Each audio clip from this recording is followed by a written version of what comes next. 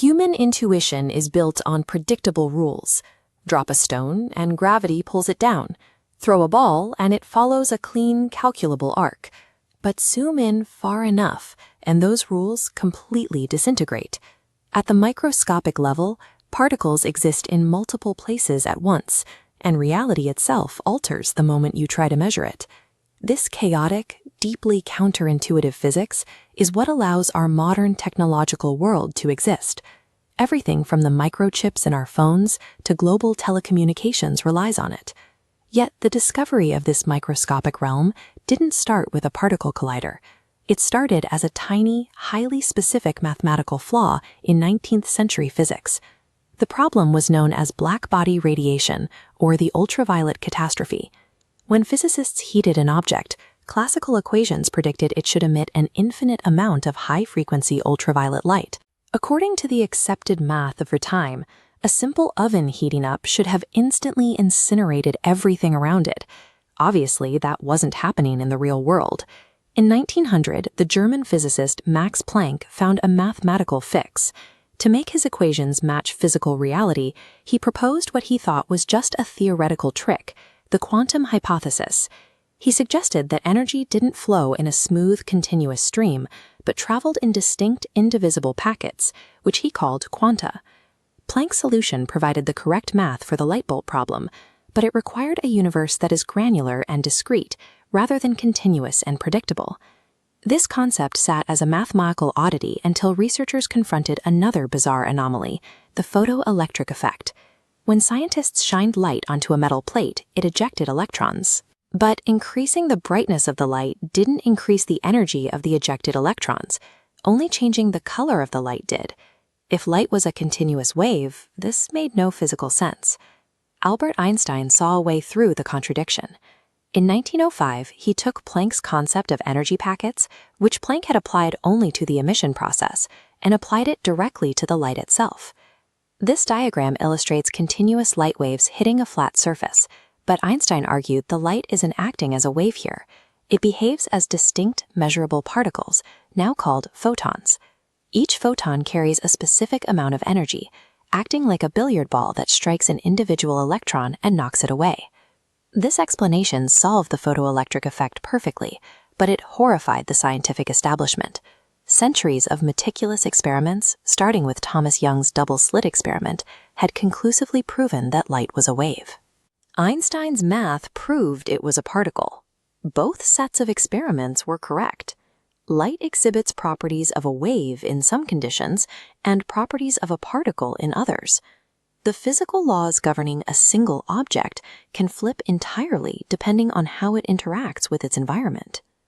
If waves of light could act as solid particles, it prompted an immediate inverse question. In 1924, Louis de Broglie asked, could solid particles of matter act as waves? To test this, Erwin Schrödinger developed his famous wave equation. It was a rigorous mathematical framework designed to map exactly how matter would behave if it were propagating through space as a wave. The math worked perfectly, but physicist Max Born realized something deeply unsettling about Schrödinger's result. The equations were not describing a physical wave of solid matter moving through a physical medium. They were describing an invisible map of probability. Born showed that an electron isn't orbiting a nucleus in a clean, predictable circle. Instead, it exists as a probability wave. The particle has no single definite physical location, but is smeared out across space in a cloud of statistical likelihood. At its subatomic core, nature is strictly non-deterministic. The universe physically refuses to decide the exact location of a particle until it is absolutely forced to. Werner Heisenberg pushed this limit even further. He realized that attempting to measure these microscopic states created an impossible paradox regarding a particle's location and its momentum. This plot shows Heisenberg's uncertainty principle in action. If you isolate a particle to determine its exact speed, its physical location smears out.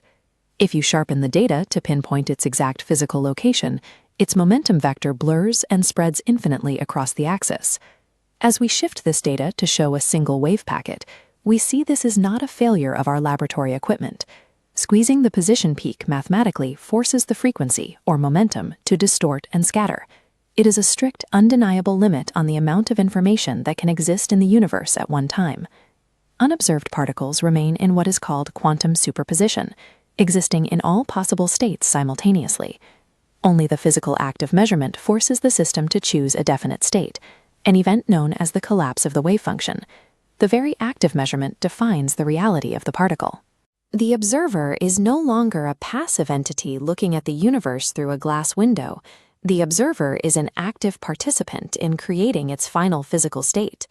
The logical consequences of these equations led to extreme edge cases.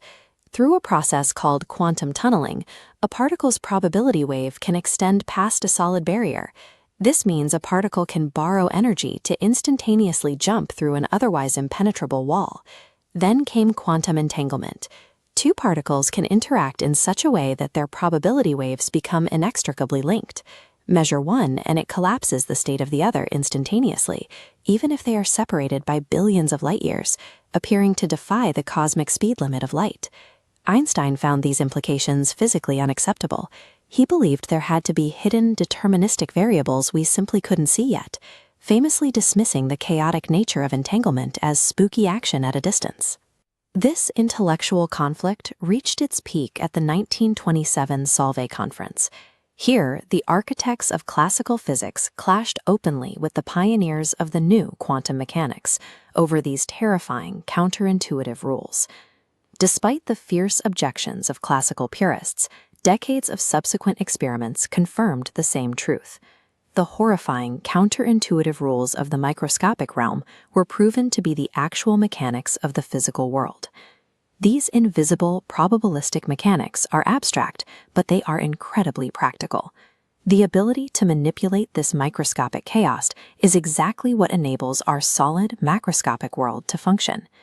By harnessing the specific quantum spin and energy states of hydrogen atoms inside the human body, engineers developed magnetic resonance imaging, profoundly advancing medical diagnostics. By utilizing de Broglie's discovery that matter acts as a wave, scientists bypassed the physical limitations of light entirely. They used the wave properties of electrons to invent microscopes capable of resolving individual atoms.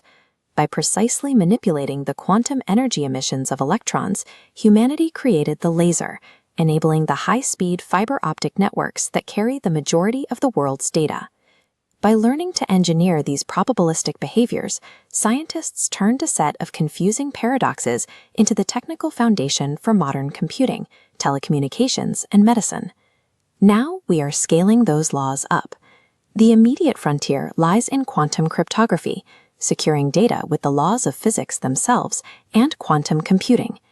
Instead of traditional binary bits constrained to ones and zeros, quantum computers utilize superposition to process vast, interconnected possibilities simultaneously.